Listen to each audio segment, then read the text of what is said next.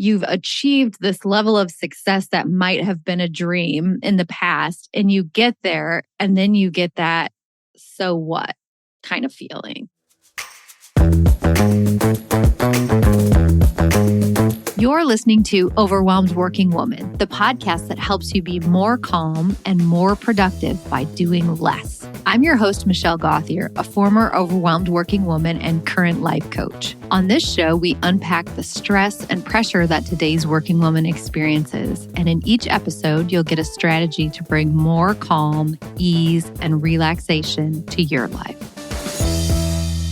Hey friend, thank you for joining. Today, you're going to learn so much about what happens when you get burned out, what happens in your mind and your body, and how to get yourself back out of that and into a fulfilling career. Today's guest is Christina Langdon, and she is an executive coach, and she also wrote a book that I absolutely loved called For Success' Sake. So she's going to tell us how to identify feelings of overwhelm and burnout and how she missed those or didn't pay attention to those herself. She's going to tell you how to redefine success and give you actual tools that you can do to do that. And one great cool thing that she taught me is about creating a user manual for yourself. So you'll learn how to do that as well. By the end of this conversation today, you will know some very practical strategies to help you find fulfillment in your career. Let's get started. Michelle, thank you for having me on your podcast. I'm thrilled to be here. Good. I'm so glad. So we have gone back a couple of years, but you obviously had a very impressive, still do have a very impressive career, but it took a major turn. So what I'm hoping you can tell us from the beginning, because we have an audience full of women who are working, probably type A overachievers who are feeling overwhelmed. So I'm wondering if you can tell us, based on your experience, like I mentioned, you worked for Martha Stewart Living Brands, you worked for fast companies. So you had this really big, probably stressful career. Did you ever feel like an overwhelmed working woman? And if so, what happened? I feel like my picture could be next to that person in the dictionary. Okay. I think for almost all of my 30 years, I was that person and I was striving for more until I realized the more I was looking for wasn't what I really wanted. So yes, 30 years running sales and marketing teams and having a wildly successful career in media. I launched more than 23 media brands. I think the last title I held was Chief Revenue Officer at Fast Company. I got to meet Cher. I mean, that's my gosh. one of my fun facts. That's so fun. I think that's fun about working in media. I had a business career and I met some people who were like big businessy people, but Cher, she's got universal appeal. That's so cool. Great. If you saw like all of the titles on my LinkedIn, you would have said, oh, she's perfect, right? Mm-hmm. She's got the career. When in fact, that really didn't align with my inner me. My inner me was really perfectly miserable. And I had achieved the C-suite. And I thought that when you arrived and you got to the destination that you've been striving for, that things would get easier. Now, I know that doesn't sound, that you can't even imagine that it would get easier. But my thought was something would give. And then I would start to feel all the feelings of success. And instead, I was feeling out of alignment. There were like nudges, there were whispers. I had like body aches of something wasn't quite right. And I recently read about the kissing cousin, they say, to burnout, and it's being bored out. Oh, that's interesting. Say more. I'm now kind of reframing this transitional period of my life from with a new understanding that I was likely bored out. Yes, there was burnout. There were times in my career when I was just running too fast for my body to keep up with. I mean, I remember getting in the car for my 8-minute in the parking lot after getting off of the hour train ride back from New York City to my home. I'd get in the car and I would turn off the radio because I could not hear one more noise. I needed craving silence. So I did have some symptoms of burnout, But now I'm reframing that. I think I was bored out in terms of the media landscape had been going through cycles of recalibration, and we Mhm. were constantly trying to keep up. And while I loved the pursuit to a degree, I think I had gotten bored of it. The changing, the pivoting, the being agile in this new media space was no longer serving me. It wasn't filling me up. And I was getting filled up doing some other things. And I wasn't listening to the longing, though I wasn't listening to the whispers. And ultimately, long story short, but they combined Fats Company, the media brand I was working for, with its sister brand, Inc. And in doing that, they actually took out my role. So I call it exiled. And I was, of course, taken aback. I was devastated, and my identity had been shaken. But it really was this gift, because shortly thereafter, I had a woman call me who had reported to me at Fast Company, but she'd been out on medical leave. And she called me and she said, I want to let you know you're one of the first calls I'm making now that I'm feeling better. And I want to let you know you changed my life personally and professionally. And she said, I think you should be a coach.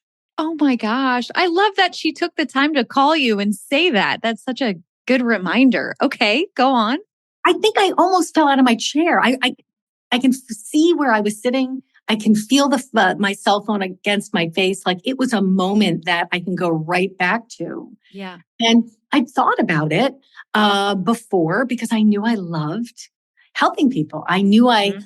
loved helping people see what they couldn't see. And even when I did the work to get reconnected with myself, to really kind of understand the longings, like what was it? What were the signals telling me? When I started getting more reconnected with myself, I went back and did a mining exercise to look for the red threads in my career and in my wants and my desires. And I had always had leadership positions, even going back like to when I was a teenager. And some of those were sales. So I would have beforehand said, oh, it's the red thread sales. But when I really did the diagnostic, I really saw that it was me trying to help people, get larger commissions. It was me trying to teach people, to advise people, to help them achieve more than they thought they could. And then I remember I did work for Martha Stewart for close to 20 years. And it was a brand in super growth mode, particularly early on. And it was also a brand that was in super crisis mode. Uh-huh. I remember. It was crazy. I bet. And in looking at and auditing my history and looking for like clues of success, I saw that like on any given free lunch hour, earlier in my career in management, I would go to the Barnes and Noble on 46th Street, like 3 or 4 blocks up from my office, and you could find me in the self-help aisles. You could find me in the business management aisle. So this was something that was with me for a really, really long time. Like this was a love I had. It was a passion that I had. And one of the reasons why I wrote the book For Success' Sake was because I did go through a rediscovery process. But as I was doing it, I was diagnosed with AML leukemia. And I was diagnosed hours after I had given my first personal development workshop. Oh, wow. Yeah, I pulled 8 people, 8 wonderful humans, these wonderful women that were striving for more and didn't know what more looked like. And they participated in a half-day workshop with me. And it was so fun. And when I got there, I was in the middle of my content and I could feel that like I had come home. This was right. I was so excited. And while I had so many judgments about myself, like I was really living by the expectations that others had for me. Absolutely. I feel like that's what everyone does until they realize they're doing it and that sucks. And then you have to reconsider. Yes. I think Yes. that's very common that our enoughness comes from what other people think about what we're achieving. And then it gets even worse when you're living by those expectations and then they become your own. Yeah, exactly. So like I was living by the expectations of others. And then I was thinking that, well, that's the expectation I have for myself. So it was like a double disappointment. Yeah. So I had this workshop and I remember feeling so wonderful about it, feeling like I was having impact and at the same time wasn't feeling well. So I was diagnosed and put into the hospital. For my first day was like, I don't know, 36 or 7 days. And they say if you can survive the first stay in the hospital, you'll be on a treatment that could last a year or so. And I think I felt robbed. Okay. Yeah. So this sounds serious. Because I know not all cancers are equal, but when they found out you had it, it was like you have this. Now you're going to be in the hospital for the next 36 days. Yeah, it's emergent. So when you're finally diagnosed with it, you need to be in the hospital immediately because you're likely at I was critical when they finally admitted me several hours later. Oh my gosh. Yeah. And it was a year's worth of treatment. And typically they say the first day is about 25 days. There is a regimen to it. But for me, it took a little bit longer because you have side effects and whatnot. And I wrote the book because I felt like I had had significant health issues throughout my career. This was, of course, a much more serious one, but I was angry at myself for not listening to the longings, to not listening for my burnout, for not listening to my bored out, which I really see so much clearly now that I read about it.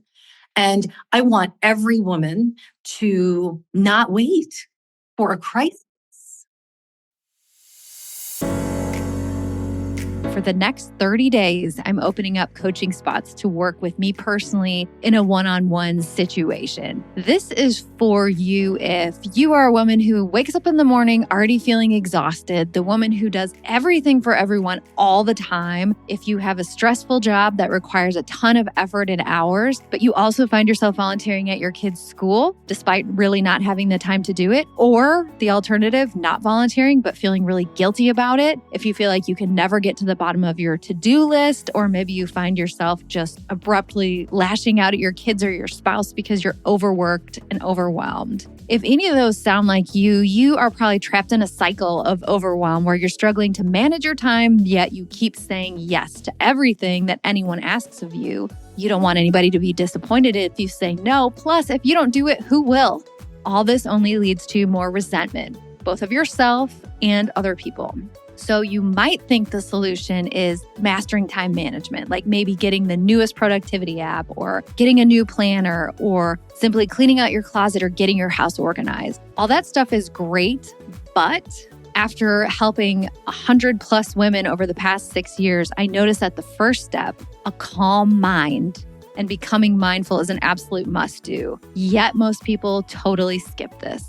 Maybe they think it's fluff. Instead, they just keep working harder and harder. And I know when I was in that situation, that's exactly what I did, to try to do more in an effort to feel better. And maybe that brings relief from the overwhelm for like an hour or even a day, but it's just not a permanent solution to feeling better. And it's really hard to try to solve overwhelm on your own when you don't have hands-on guidance helping you through a proven process like I've created.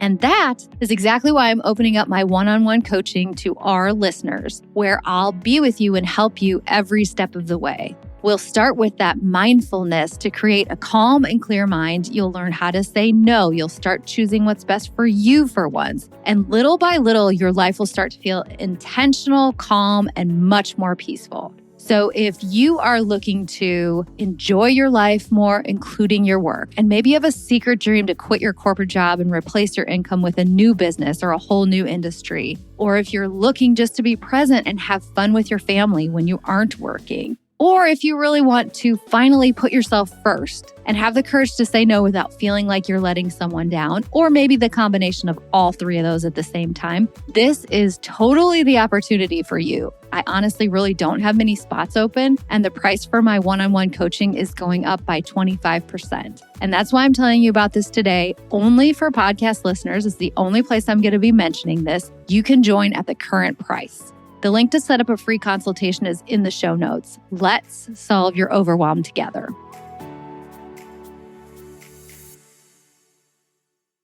I want to go back a couple comments because I feel like the first indicator, this was true, it sounds like for you and for me in my story, is you've achieved this level of success that might have been a dream in the past. And you get there and then you get that, so what kind of feeling? Like, okay, I achieved. Yeah. And it's like, if I would have made a vision board when I got out of college, I could have checked off everything on the list now, but it doesn't feel like I thought it was going to feel. Like you said, I thought it was going to be easier. I thought it was going to feel fulfilling, or like that was it. I got to the top of what I was trying to get to. And so I think for anybody who has whatever version of that you have, if you've got sort of a big time position or the job that you thought you always wanted, but you don't feel that alignment in your body and your soul, like this is it. Just pay attention to that, I think is the message coming from you and me. It's like a huge signal, and it can show up with like body aches. It can show up like that, like whisper or that dream that you keep having over and over again. And what I would also offer, because we're always looking for tools, many of us are walking around a little bit disconnected from ourselves because, we go on our busy working women, right? We are on the default of the day, right? Yeah. Most of us, research shows, we spend more time planning our vacations than we do planning our future. That totally, I mean, that's a sad state, but I read that in your book and I thought, oh, I believe that, especially when I was in that type of position. I would spend so much time spending planning that 1 week of vacation or 2 weeks of vacation a year. Like that was the biggest thing. And we'll just see what happens, to the rest of it. Okay, so you had that initial sort of knowing that you ignored essentially, like you didn't know exactly what it was. I think what we're saying, I don't want to put words in your mouth, but I think what I hear you saying is because you were focused on your success being the way that other people saw you, like the external version of success, that you couldn't even entertain doing something else. Is that? Yes, exactly. I had the, blinders on, and it wasn't until I really took stock of how would I define success? We don't spend enough time actually defining it. And it's going to be different for other people. And also, we know that success isn't money or things, but sometimes we look to them to be the measuring stick when instead we really need to be thinking about what are the feelings that we want to be having in pursuit of the future that we're trying to create. And for me, that future had an end date of being in the C-suite. But what I realized when I got there, I was just swimming towards the horizon. That wasn't it. Yeah, yes, exactly. So I think for anybody who has that little inkling, that little feeling, I think your book is a great place for them to start. So I just want to say I have it, they can't see on the podcast, but I have it here on our video together. And I absolutely loved your book. I thought it was fantastic. It's called For Success' Sake. We'll link it in the show notes, of course. But what you can't see is that I have all kinds of pink Post-it notes sticking out of it and lots of folded pages and things, because it is just such a great book. And what I love so much, and this is especially good if you're feeling overwhelmed, is each chapter is 2 to 3 pages, I would say. And it has a very actionable thing for you to either think about, or sometimes it suggests an exercise. So if you feel like the version of success that you're having right now isn't actually success to you, this is a great book just to get you started on what you might want to do next. And if it's okay with you, I just want to ask you a couple specific questions. So first of all, I was reading this book and thinking, okay, I'll ask her about that. I'll ask her about that. I'll ask her about that. And then I come back and I have 15 things. And I'm like, this is not a 6-hour podcast. So I made the difficult decision of choosing just a few. But the first, I want to just read you this one paragraph from the chapter called Perfectly Miserable. Even the title, I was like, amen, sister. Okay, so this is what Christina says in her book. I looked happy, put together, in love with life, but inside I wanted something different. What was I missing? Why was it all so hard? On paper, I was perfect, when in reality, I was perfectly miserable. The inner me didn't match the outer me. Spinning on the daily hamster wheel had become my default. It was an excellent excuse for not dealing with how and what I was feeling. So I think, again, a lot of listeners will really resonate with that sentiment. So tell me how you think we get there, and then maybe the first move or two to get out of that perfectly miserable state. Well, let me ask you, how did you finally get there? Do you know? Yes, on getting out of the perfectly miserable state. Yeah, it was very similar to yours, that life offered me some circumstances. I think I would have stayed in my corporate job. I don't know what had to happen, but our whole business was being sold. And that was a complete surprise. And I started interviewing for other similar positions at other companies. And I got a job, and I was like, there is no part of me that wants this job. Like, I could just feel it in my soul. So it was the fact that I was forced to potentially change jobs. And I I'm like putting my hand over my chest, like my chest was just empty on it. And when I thought back to, well, I liked my old job. Was it the company? What was it that I liked? And what I loved, was totally unrelated to the position that I held, is that I led the women's network. And I loved that. I loved mentoring women in their careers. I loved bringing them content, not from me. I didn't create it at the time, but, bringing content or speakers or whoever, and just doing those kinds of things that brought happiness to my soul. And so it was then that I realized, like you said, we think it's money, we think it's stuff, but when I had the most money ever, I was probably the least happy. And so putting all that together and not even being able to enjoy the money. Yeah, exactly. I mean, that's exactly it. Yes, exactly. Precisely. So I was kind of forced into it. And I think it sounds like you had that same situation where there was a change with your job that sort of forced it. Not that you couldn't have gotten another job, but what I always want to offer to people is, if you don't have the forced thing, force yourself. Realize it yourself. Life's too short. Life is too short. So a lot of what you just shared is something that I work on with people when they are sort of feeling out of alignment, or they are wanting more, or they're having a longing for something different. You don't have to change your job if you don't want to. But if you want to feel like you're mattering more, let's say, make a must-have list and make a never again list. So I must be surrounded by people that light me up, that lift me up, right? My must-have list is pretty clear.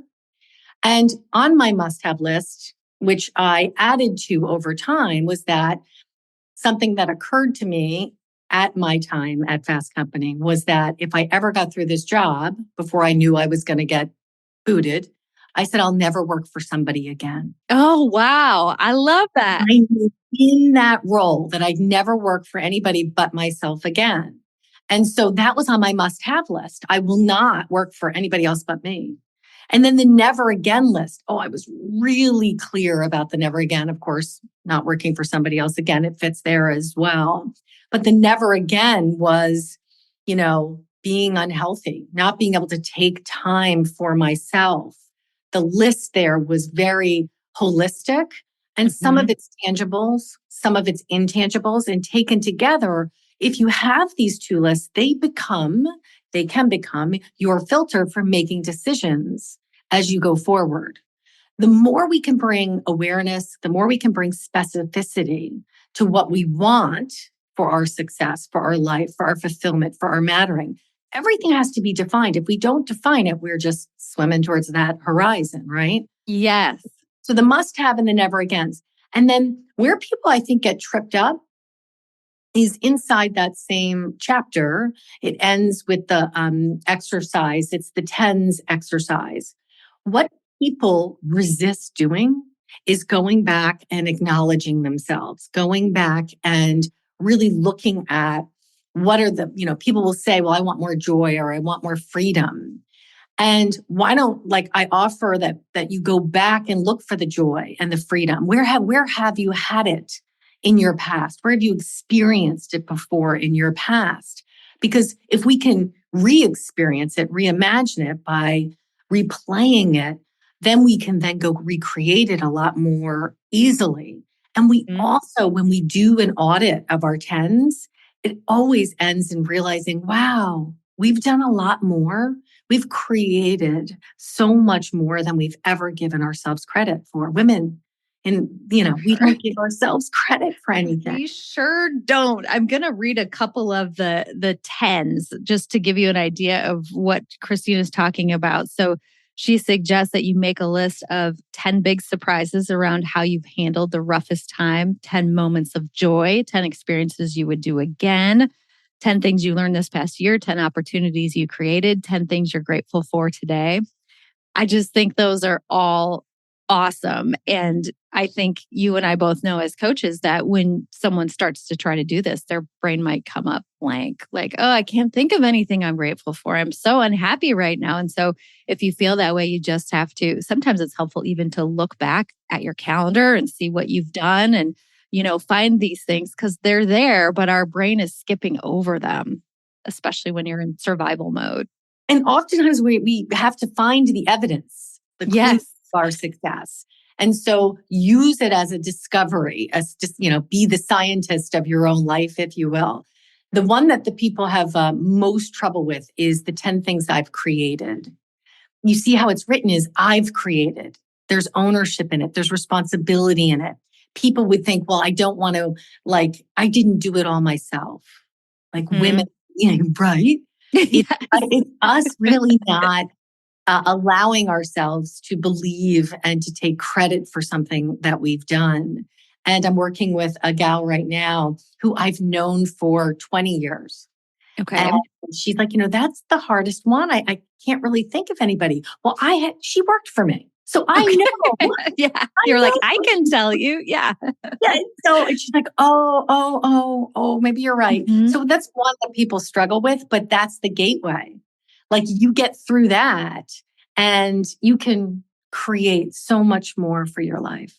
Yeah. And I feel like if people got your book and they just read that chapter, which is 3 pages, and did that required exercise, they would be set to start moving on, just to get out of this stuck place and start to move on. So I think that is fantastic. Okay, then I have one other specific chapter that I wanted to talk about because I thought it was such a brilliant way to look at it. And it's called User Manuals Are Not Only for Cars and Appliances, which I love because, I don't ever read actual user manuals, but this one I could. So do you want to tell us a little bit about that? And I can read some of the examples, or you can tell some examples of what could be on someone's user manual and why this could be an important thing for someone's leadership development.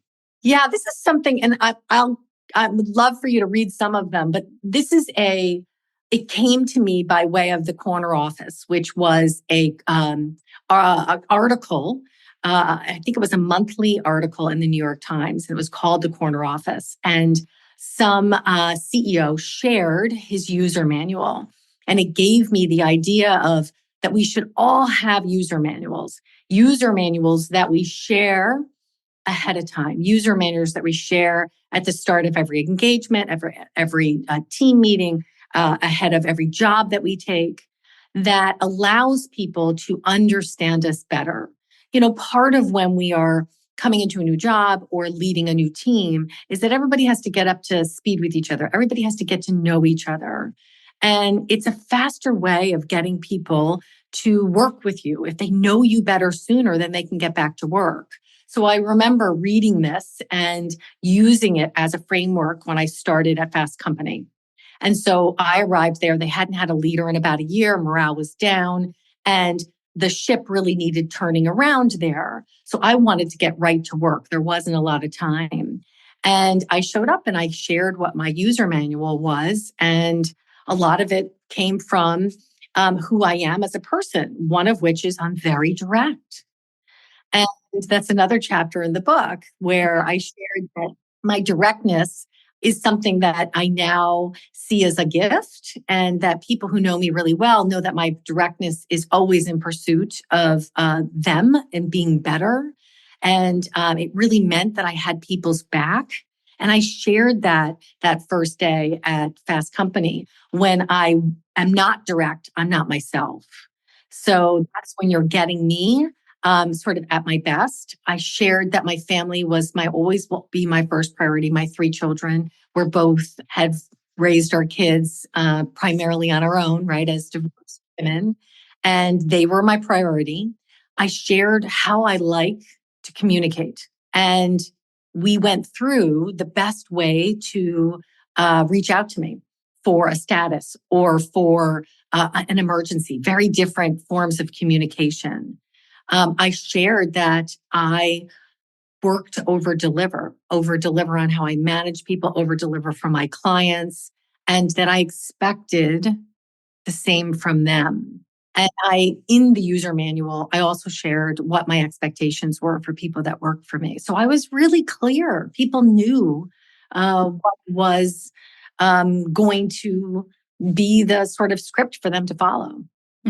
I absolutely love it. And I think if you think about it as the receiver of something like that, it would be so nice. I'm thinking of as a employee or even a coachee relationship, it would just be nice to know. And I think how eye-opening it would be if everyone created their own user manual for themselves. Because if you, for example, like one of these is where I can use the most help, what activities give me energy, what I don't have patience for, how I handle conflict. So if you end up doing that for yourself and you see it and you realize, wow, the work situation that I'm in right now doesn't give me that opportunity to exercise that. Like, for example, I think you said this too about yourself, but I'm great at big ideas, big direction, whatever, little details. Nope, not my thing. So if I'm in a job where I'm doing something that's very detailed, I'm going to feel unhappy about it. So I think knowing this about yourself is super powerful as well as sharing it. Speaking of super powerful, like everybody has their superpowers. My superpower is not technology. So where I need help is with technology. Where I need help is with organization. Most teams, like we don't want 11 quarterbacks, right? We want people playing different positions that they're really good at so that we can, win the game of business that we're in. So what's nice about people knowing that I'm not great at organization, not great at technology, is that I can pull from my team members who have shared their user manual with me and have said, I'm great at organization. I'm really great at technology. I know who to go to give me the help that I need. Yeah, exactly. And that's perfect. Well, again, I just absolutely love the book. I think it's so practical and useful and fun. And it's even cute. I love the cover. I love to put it on this shelf in my office where my books are shown. He's so cute. We will link that in the show notes, but I just want to ask you. So right now I've just started doing a mini segment at the end where I ask everyone the same two questions. So I want to ask you the first question, which is, what is something that you do to make yourself feel calm, more calm when you're overwhelmed? Just like a simple go-to that you can do. Well, there's a few things. I mean, I journal every morning. I think the greatest calmness I can bring to myself is the ability to see my crazy head on paper and ask myself what's really important there. Yeah. So once you do that, once you see that, sometimes I think even seeing it just on paper, it just gives you a different way of looking at it. Like you don't believe it. You just see it as some words on the paper. But does that then make you feel calm so that you can just start your day and be productive? I think that the days that I don't have a good day, if I look back, I can generally see that the days that are more overwhelming are the days that I didn't journal. Yeah. And you and I are the same on this, that we both love to take action. And so sometimes doing that journaling feels like a non-essential item. Like, well, I could, publish this podcast or reach out to this person or whatever. And really taking the time to journal kind of enables all that. I'm very focused on who am I becoming? So in the overwhelm, right? Staying clear, really focused on those things that are in pursuit of who you are coming. And I've written in the book about my future list. So part of what brings me calmness is feeling that I'm staying on my path to the future that I'm trying to create. And if I am, then that brings me calm. I know it's overwhelming right now. I know I'm going to get through it, particularly if I'm focusing on the things that are where I'm pitching to for my future. Yep, absolutely. Okay. And then the second question is, what's something that you do consistently that allows you to either do less or save time? We talk a lot about how, as overwhelmed working women, we don't actually have to do everything. So, what's something you do that saves you time or allows you to do less? Oh my gosh, I'm the orderer. I think I told you I told you at the top of this podcast that I was having my food delivery today. Yes, exactly. So when I was working in the city and commuting all that time, I farmed out as much as I could, from the dry cleaning to the food. So for sure. But what I think I've learned when I've looked at it is that bringing process into my life is really important. The rituals of my life. Because if I stay on ritual, if I stay on my processes that I establish for myself, I end up feeling more in control and I end up having more free time. So the process, and I don't want to make you feel like I'm a robot, but I do believe that being intentional, deliberate, and consistent on the things that mean the most to you will give you back so much time to create more of what you want. So I think that's that. I totally agree. I just recently have started writing down and am recording podcast episodes on my own Sunday reset that I do. For example, I will look in my fridge, clean it out. It's like a 15-minute thing. You know how if you don't clean out your fridge, when you do it, it's like 2 hours and it's always when you're about to have company or something. And if I just do it every Sunday when I plan the meals and order the groceries, it's so much easier. And I can't even imagine how much time I save over time, because then you also see what's in there. Like I have a tendency to order something we already have or not know we're missing something. So I know exactly what you mean when you say that. That's really great. I'm going to do that from now on. That's going to be part of my process. Awesome. Put it on the process map. I used to do a ton of process maps in my corporate job. So I always think in that way. Like I see the picture of, okay, if this happens, then we do this. We're going to put the link to the book in the show notes. And then if people are interested in coaching with you, can you tell us where they can find you and maybe who you coach, your most ideal clients? So I coach high achievers and visionary leaders, and I help them scale their mind to scale their life and their business. And I do one-on-one coaching. I do retreats, and I have a class that's called Success Unleashed that takes the book and really puts it into action. People can stay in touch with me. I am on Instagram at Christina Langdon Boss Lady. And you can subscribe to my newsletter, which is the Sunday Sunshine newsletter. You can get there on my website, ChristinaLangdon.com. I started writing it a little over 4 years ago to combat the Sunday scaries, the scaries that we feel on Sundays ahead of the work week ahead. And I like the book. I try to give a new perspective, a new thought, a new exercise to help you enter the work week feeling energized. I love it. And I think what you're putting into the world is so lovely. You're just a fantastic person. I feel like you're so supportive of women, trying to get us all to be our very best. So thank you for what you're putting out into the world. And just another random compliment. I think you're the best dressed person I know. Oh my gosh, that's a huge compliment coming from you. I saw your fancy outfits at when we met. Thank you. Yes. No, you are. You're always dressed to the nines. You give out the ultimate professional look at all times. I love it. Well, thank you so much for being here. And I love what you're doing. And I love being friends with you and learning from you. And I loved your book. So thank you so much. And I love your podcast. And I hope that more and more people get to listen to it so that they can see the overworkedness and see what they can really do to help bring some balance to their life. Yes. We can totally team up if they read your anti-Sunday scaries on Sunday and then they listen to this podcast on Monday mornings. They've got a really good chance of having a good week. That is a recipe for success right there. That's right. Do it, people. Do it. All right. Okay. Well, thank you so much.